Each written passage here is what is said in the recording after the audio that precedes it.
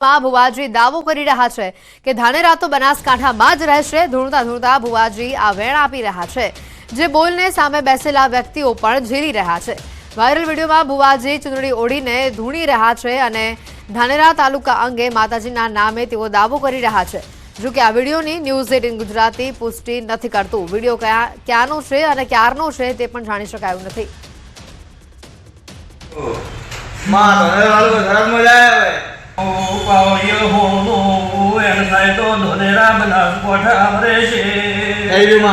તો ધાનેરા તાલુકો બનાસકાંઠા પાલનપુરમાં રહે છે એવું કેવું હે મારી વાત હેણનું ભાઈ। અને આજ અંગે વધુ માહિતી મેળવીશું। સંવાદદાતા કિશોર અમારી સાથે ફોન લાઈન પર જોડાઈ ચૂક્યા છે। કિશોર, જે રીતે બનાસકાંઠામાં વિરોધના સૂર હજી યથાવત છે, આજે 16મા દિવસે પણ દિયોદરમાં આજે વાહન રેલી યોજાવાની છે, લોકો એકઠા થયા છે, વધુ અપડેટ શું?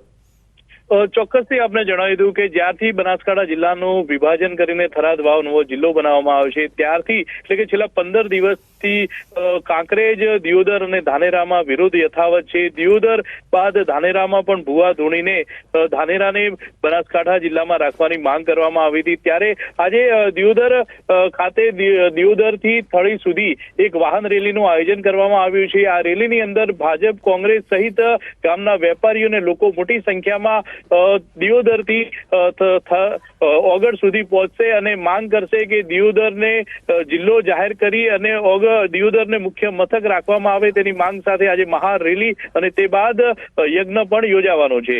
જી બિલકુલ, આ સાથે જ કિશોર કહી શકાય કે ભુવાજીનો પણ વિડીયો વાયરલ થઈ રહ્યો છે કે જો ધૂણતા ધૂણતા વેણ આપી રહ્યા છે કે આ પ્રકારનું વિભાજન નહીં ચલાવી લેવામાં આવે। ચોક્કસથી જે 15 દિવસથી અલગ અલગ પ્રકારના જે વિરોધ થઈ રહ્યા છે તેમાં હવે ભુવાજી પણ સામે આવ્યા છે। પહેલા દિયોદરમાં એક ભુવાજી ધૂણ્યા હતા, તેમને કહ્યું હતું કે હવે વેણ આવ્યું છે અને દિયોદર જિલ્લો બનશે તેવું માતાજી કહી રહ્યા છે। તો બીજી તરફ ગઈકાલે એક વિડીયો વાયરલ થયો છે ધાનેરા બાજુનો, જેમાં એક ભુવાજી કહી રહ્યા છે કે ધાનેરા તો બનાસકાંઠા જિલ્લામાં જ રહેશે। આવા અલગ અલગ પ્રકારના વિરોધ પણ જોવા મળી રહ્યા છે। જી આભાર કિશોર, માહિતી બદલ। બનાસકાંઠામાં વિરોધના સૂર હજી પણ યથાવત જોવા મળી રહ્યા છે।